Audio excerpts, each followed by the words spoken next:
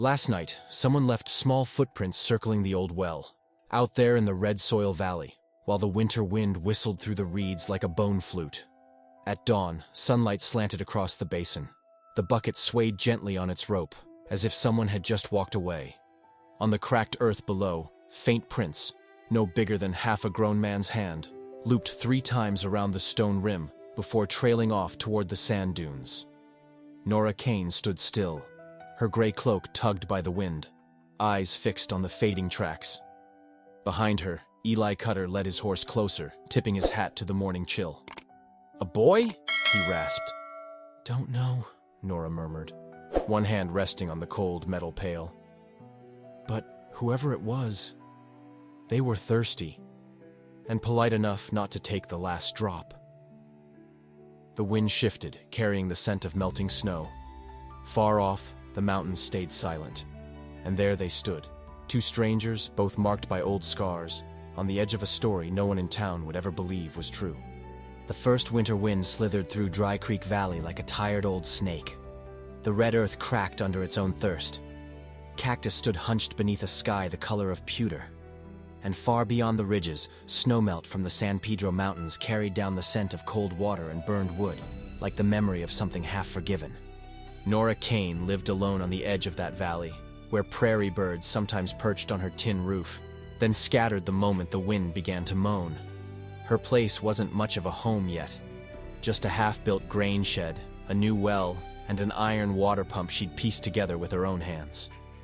On her left cheek ran a scar, thin and white, born from fire and from rumor. Everyone in town knew the story they wanted to believe, that her husband had died by her hand. An accident, they whispered, if you're feeling kind. But no one ever asked for the rest of it. Eli Cutter lived 3 miles west, where the grass grew higher and the buffalo fewer. He'd once had a wife, beautiful, fond of music and city lights. She'd left him chasing dreams that never came true. When she and the unborn child died on the road back, Eli's words died with them. He didn't speak much after that. He just worked, steady, quiet, finding faith in straight fence posts and a saddle stitched clean. The day he met Nora, she was fighting with a broken pump shaft. Eli climbed down from his horse, looked at her, and said, "That pump needs 2 hands. You've got 2 hands, but I've got the strength." Nora's reply came dry as the dirt around the well. "I need someone real, not someone pretty. Pretty things break easy." Eli smiled, the kind of smile folks in Dry Creek hadn't seen on him in years. And that was how it started. A simple trade, nothing more. She cooked, he hauled lumber. She mended shirts, he welded steel. Neither asked the other how deep their loneliness went. From town, Mercer Hale, the shopkeeper, watched them through his dusty window curtain and smirked. Reverend Doolin, from the pulpit that Sunday, preached about those who live outside the Lord's grace. But old Barlow, the weathered cattleman with a jaw full of tobacco, just spat in the dirt and muttered, "They're building something, those two. Best let the wind decide what it'll be." Morning came dressed in frost. A silver film covered the reeds, the world wrapped in the hush before winter truly sets in. The broken water pump still leaned to one side, like the ribcage of some long-dead beast, while Nora Kane stood beside it, scarf drawn tight around her throat, wrench clutched in her raw hands. Eli Cutter returned at dawn with 2 horses and a coil of old pulley rope. He didn't waste words, just looped the line around the iron shaft and gave her a nod. She caught the other end. Together, they pulled. The rope groaned. Metal screamed under strain. Sweat ran down Nora's temple and darkened the dust beneath her boots. Eli's breath came heavy, his back bent, the cords in his neck standing out like roots in dry soil. Then, click. The wheel locked in place.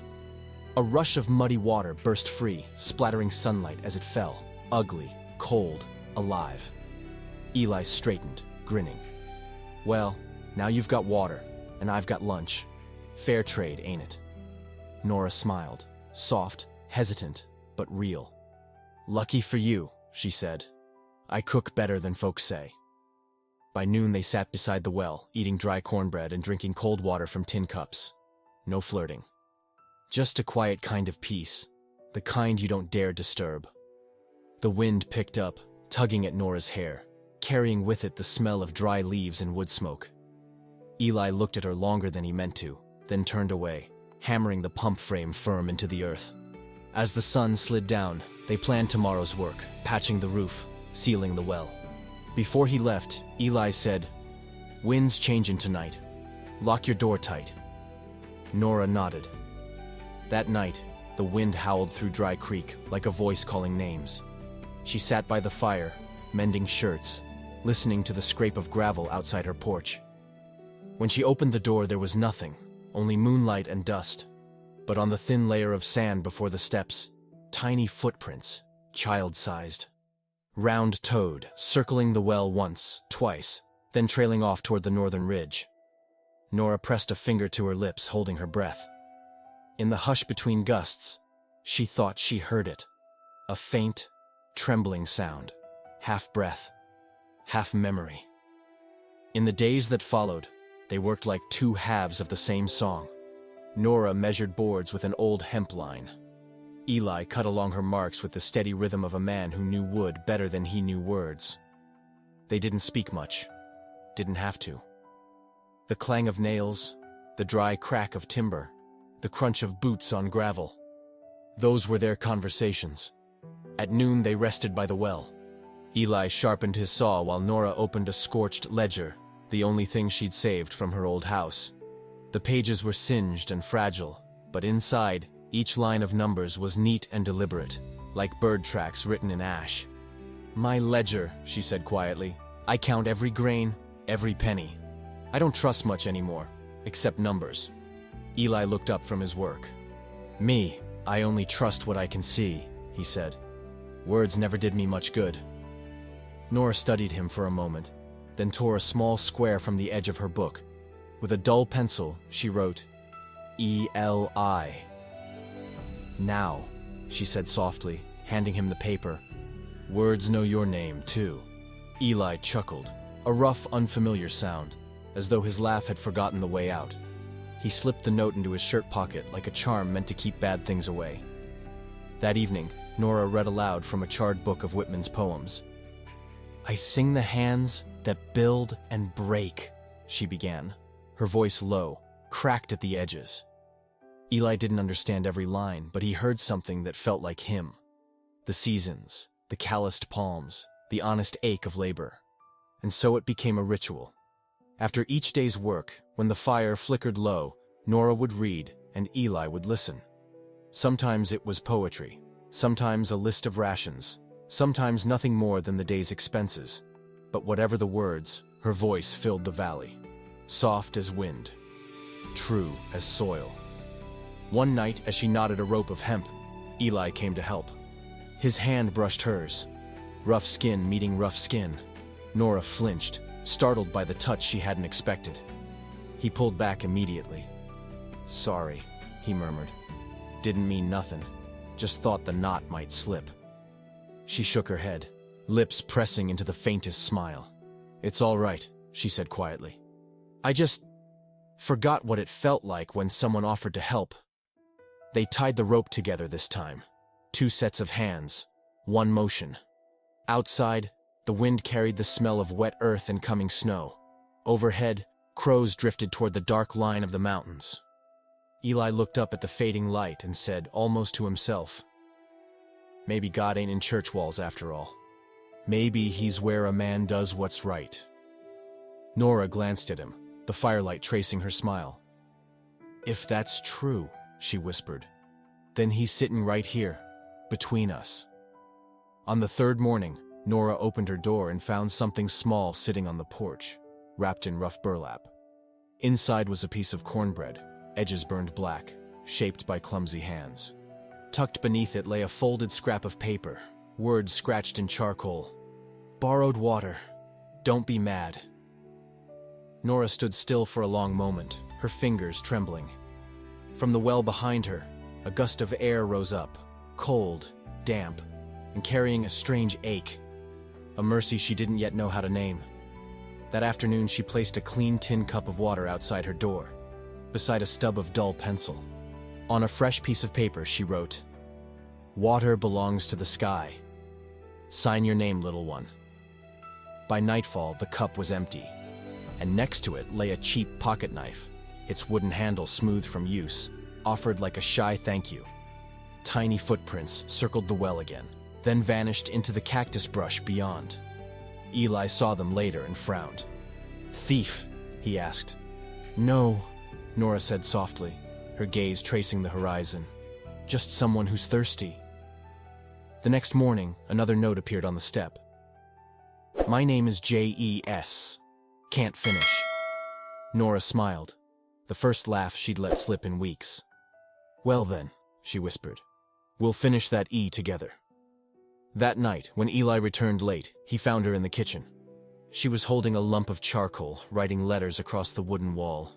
Under the dim lamplight, the final E stood crooked but bright, glowing like a tiny candle against the dark. And somewhere out there in the night, beyond the well, beyond the wind, a small boy was learning how to write his name for the very first time. Rumors travel faster than wind in Dry Creek. They said Nora Kane was harboring someone, a stray boy, hiding near her well.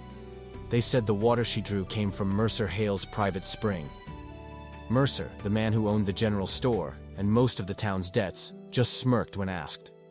"All I'm saying," he drawled, "is water's worth more than gold these days. And when someone takes too much, well, heaven's bound to balance the scales." Reverend Doolin took that idea straight to his Sunday sermon.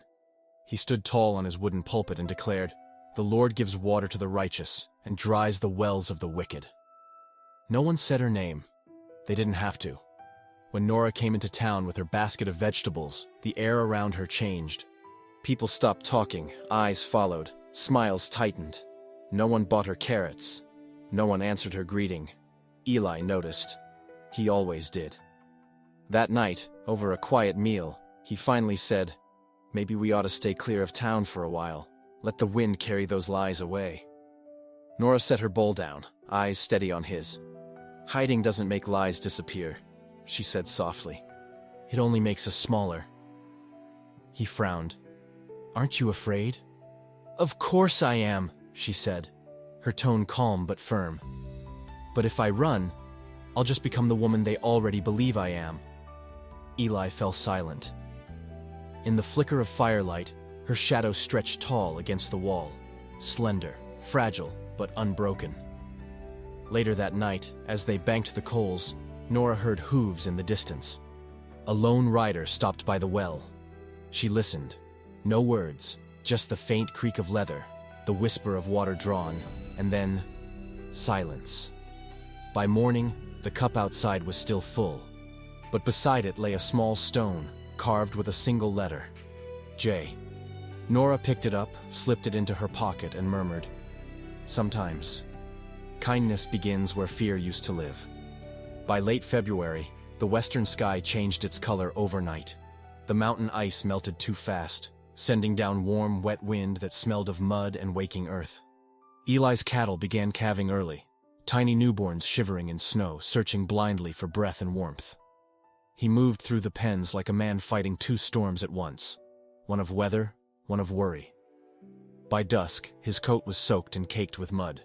He rode to Nora's house, breath clouding in the cold. "I need someone to watch the well," he gasped. "The water's turning thick. If it floods, we lose the pump. Tonight's gonna be wild." Nora only nodded. She stoked the fire, stacked more wood, and stepped back out into the sleet. Frozen rain hissed against the tin roof. Each drop hit like a tiny knock from the heavens, sharp, relentless. Near midnight, when she finally came into rest, she heard rustling by the door. A small figure stood there, thin, covered in mud, trembling from the cold. Two gray-blue eyes stared up at her, wide with fear, and something deeper, desperation. I just wanted some water," the boy stammered. Nora froze, then recognized him instantly. Jesse. She pulled him inside, stripped off his wet coat, wrapped him in her only wool blanket. Her hands were cracked and rough, yet warm, like ashes that still remembered fire. "Eat," she said, handing him a bowl. "Then tell me who did this to you." He looked down. "Mr. Mercer said I ain't allowed here no more." "And yet you came," Nora said quietly. The boy nodded, voice shaking. I promised you. I had to finish writing my name. Nora didn't speak. The room filled with the small sounds of safety. The spoon tapping the bowl, the fire sighing, rain whispering against the window. Outside, the storm howled like a wounded beast. But inside, under one roof of flickering light, a boy's life and a woman's frozen heart had both found their first warmth of the year. Sunday morning, the town of Dry Creek boiled like a pot left too long on the fire. Word had spread. Nora Kane was harboring Mercer's boy. By the time the church bells rang, the gossip had turned to judgment, and judgment to spectacle. A crowd gathered outside Mercer Hale's general store, faces flushed, eyes shining with that cheap, easy righteousness small towns wear so well. Eli Cutter came only for salt and twine. But when he saw Nora surrounded, his heart stumbled in his chest. Mercer stood at the center, coat buttoned tight, voice smooth as poison. She's been hiding the boy I took in, he said. Feeding him. Teaching him letters. Tell me, Miss Kane, what else are you teaching him in that lonely house of yours? A ripple of laughter cut through the cold air, sharp and cruel. Reverend Doolin stood nearby, silent.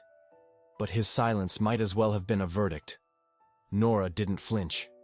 Her voice came out steady even. I fed the child because he was hungry.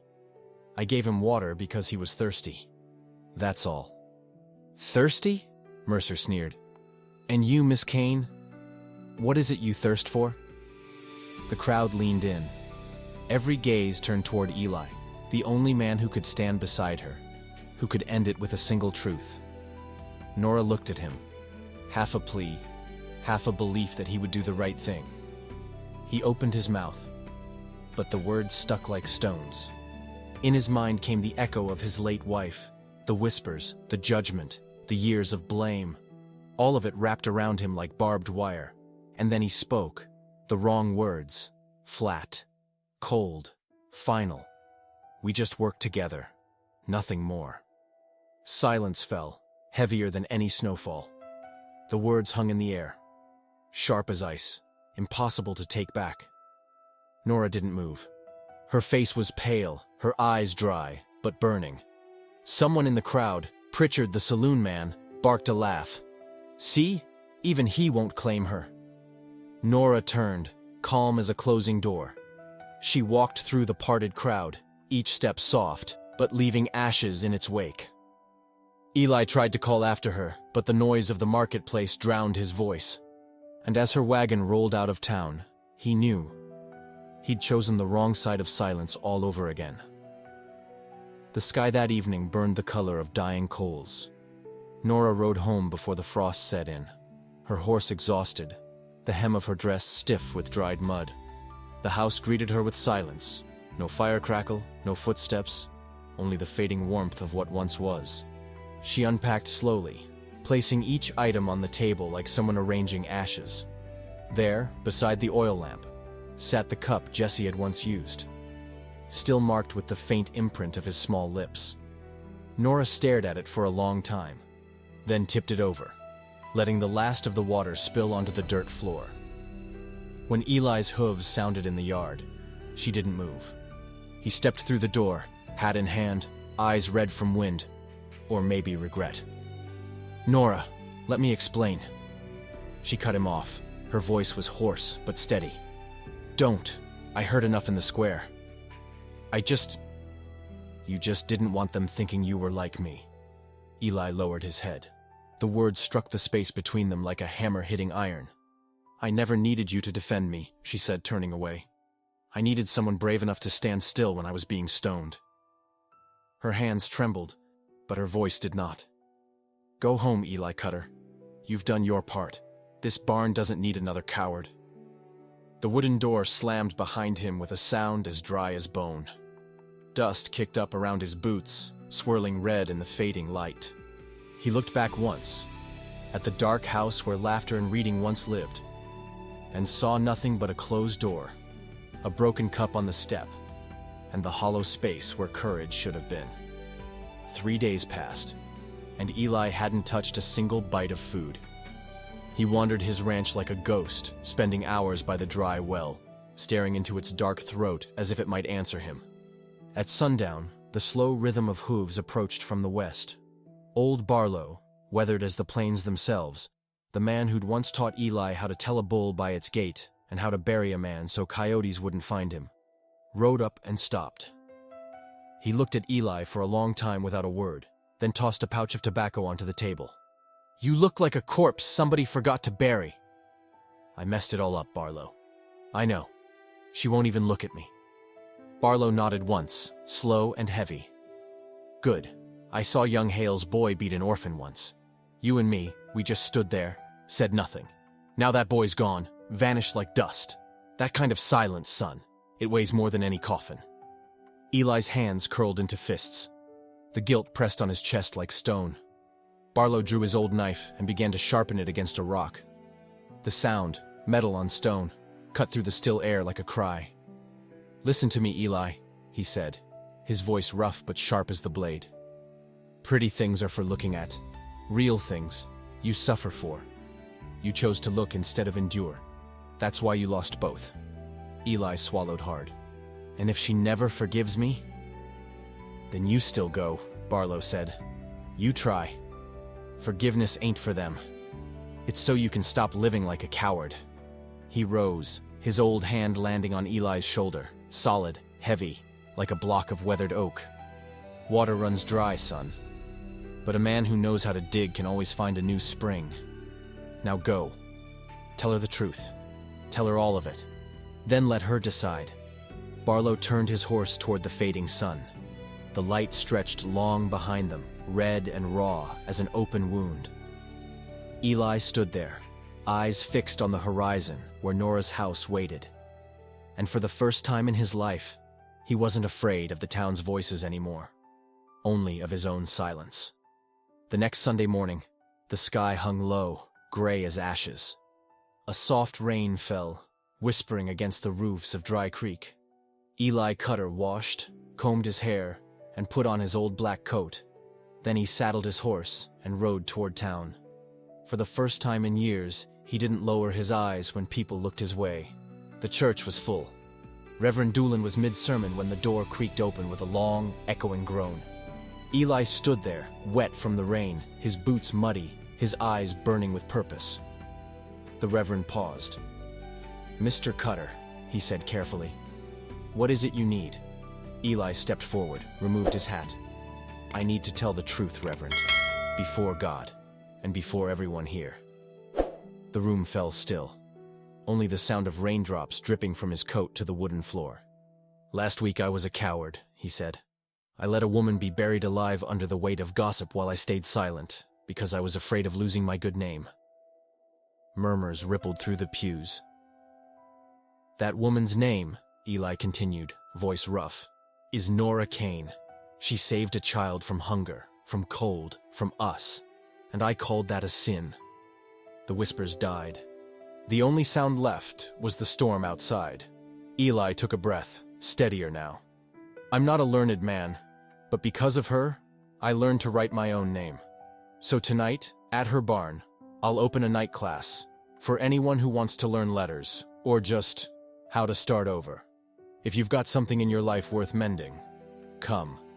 He turned to Reverend Doolin, his voice softened. "Pastor, you preach forgiveness every Sunday. Maybe today you can start with me."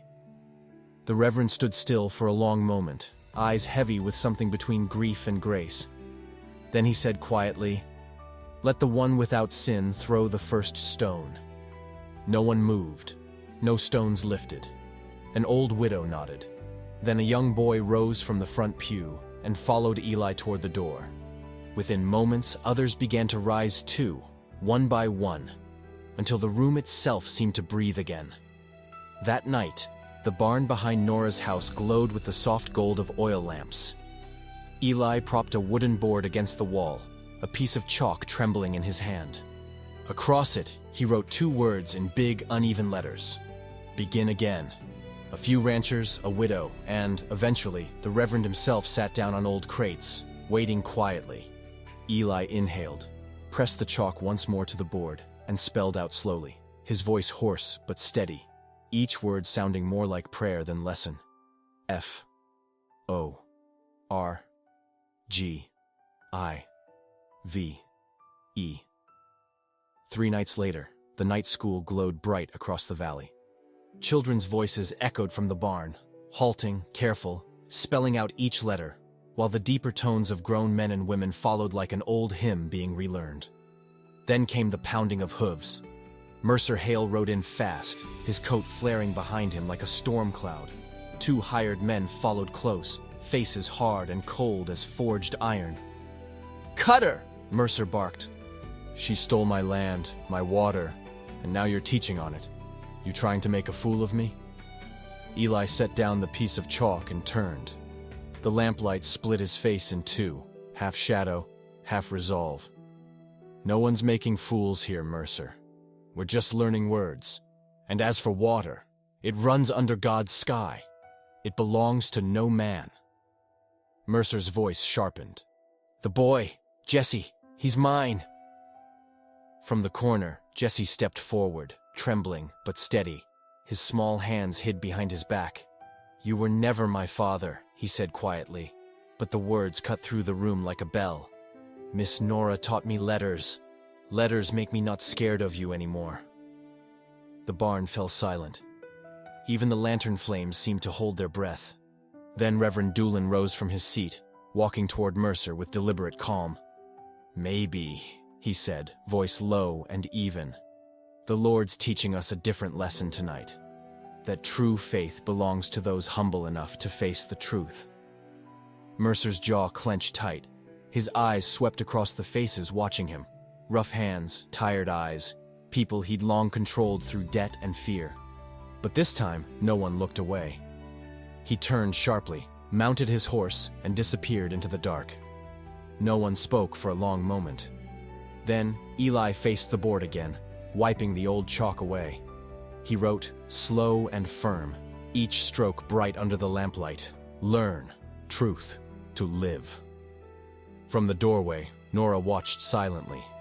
The glow of the lantern caught the scar along her cheek. No longer a mark of fire, but the trace of something reborn. Word of the night school spread faster than any sermon Reverend Doolin had ever preached. Folks said that every evening, a light glowed from Nora Kane's barn, bright and steady, like a fallen star resting in the valley. At first, it was just a handful of them. Then more came. Rough ranch hands, widows with lined faces, barefoot kids from the edge of town. Each carried a stub of chalk and a kind of quiet hope. They wrote clumsy letters on the old wooden boards, laughing when lines went crooked. Laughter mixed with spelling, awkward, warm, alive. Nora taught them to count. Eli showed them how to write their names. And each time someone finished their first letter, Reverend Doolin would read a small prayer of thanks. One night, Jesse finally wrote his name, Jesse, complete and proud. The barn erupted in applause. He blushed and turned to Nora. "Now I've got a real name," he said. From that moment, something shifted in Dry Creek. People stopped whispering about sins and scandals. They started talking about words, about who could spell quickest, who kept mixing up their letters. The Reverend brought over a basket of old books and set it at Nora's doorstep. "The church walls shouldn't keep the word," he said. A week later, old Barlow arrived with a wagon full of pine boards. "For shelves," he grunted. "So the kids have somewhere to keep their learning." Then, without anyone planning it, a building day began. Men carried hammers. Women brought cornbread and cider. Children hauled buckets of water, laughing all the way. The air filled with the scent of fresh pine and the steady rhythm of nails striking wood. A heartbeat of renewal echoing through the valley. Even a few of Mercer's hired men showed up quietly, setting their tools beside the others.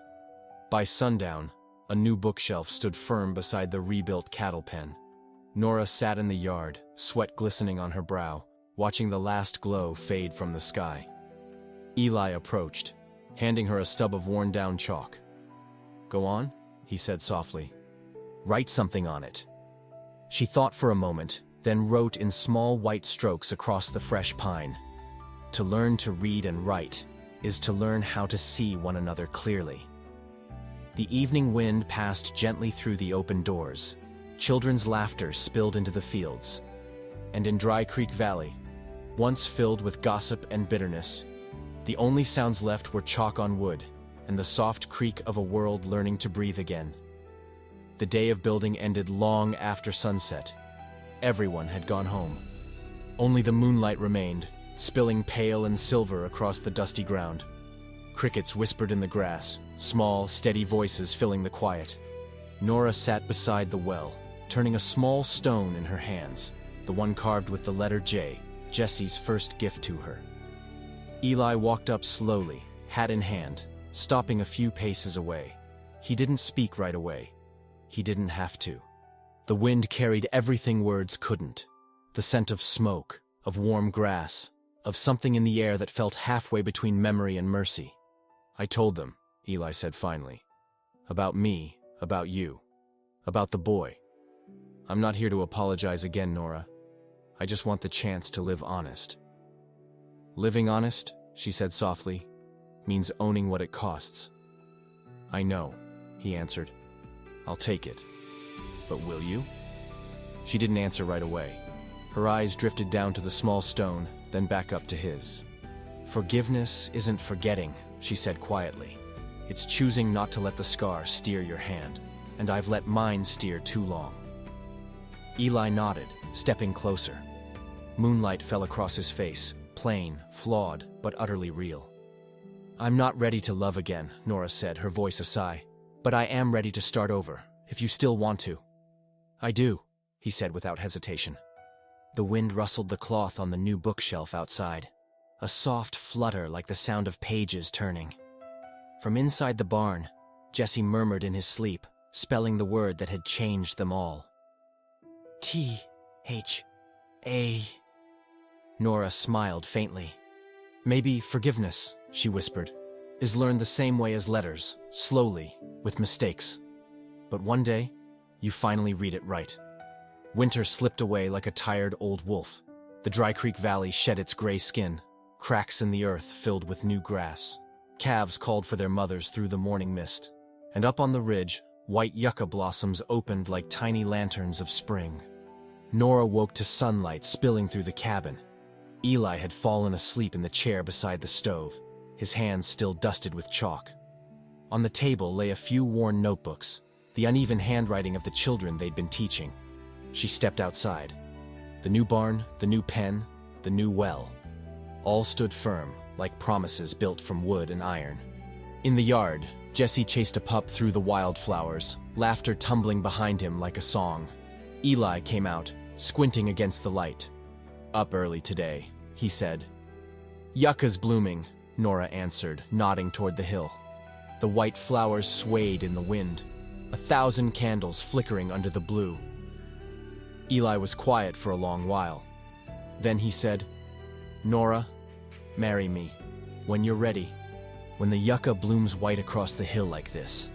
She looked at him, no longer guarded, no longer afraid of how the world saw her. Just two people who had wandered, now standing on the same ground, breathing the same air. When they fade, she said softly, and bloom again next year, if they still grow, then I'll know this love can weather seasons. Eli smiled, eyes steady. Then I'll wait. A year, or a lifetime, if that's what it takes. They sat together on the porch, watching Jesse dart between the flowers. Sunlight filtered through the yucca blooms, glinting off the faint scar on Nora's cheek, no longer a wound, but a mark of what had survived. In the distance, Reverend Doolin and Old Barlow rode by, tipping their hats. All of Dry Creek seemed to hold its breath, then exhale softly, as if the land itself had finally remembered how to trust in good things again. The wind carried the scent of flowers into the house, brushing against the wooden sign above the door. In fresh white chalk it read, "Truth doesn't need to be beautiful, only strong enough to last." They say gold never tarnishes. But out here, on this wild stretch of land, there's something stronger than gold. Truth. It doesn't glitter. It doesn't catch the eye. It simply stays, quiet and steadfast. in the way someone stands beside another when the world has turned against them, in a cup of water shared, in a trembling hand learning to write, in an apology that comes not with flowers but with action. Nora and Eli never found heaven. What they found was harder and more real. They learned how to rebuild a home from ash and regret. And somewhere between the timber they raised, the chalk dust on their fingers, and the yucca blooming white each spring, they found their God. Not in a church, but in the honest way two people finally saw each other, without shame or fear. Beauty fades, but truth endures. And sometimes, that endurance alone is enough to keep a valley alive through winter. If you believe that out here in the West, the truest things aren't always the brightest, that what's worth keeping isn't beauty, but honesty, then leave a comment, share this story, and subscribe for more tales that burn slow and warm as a campfire. Because in this land, some things don't shine, but they never go out.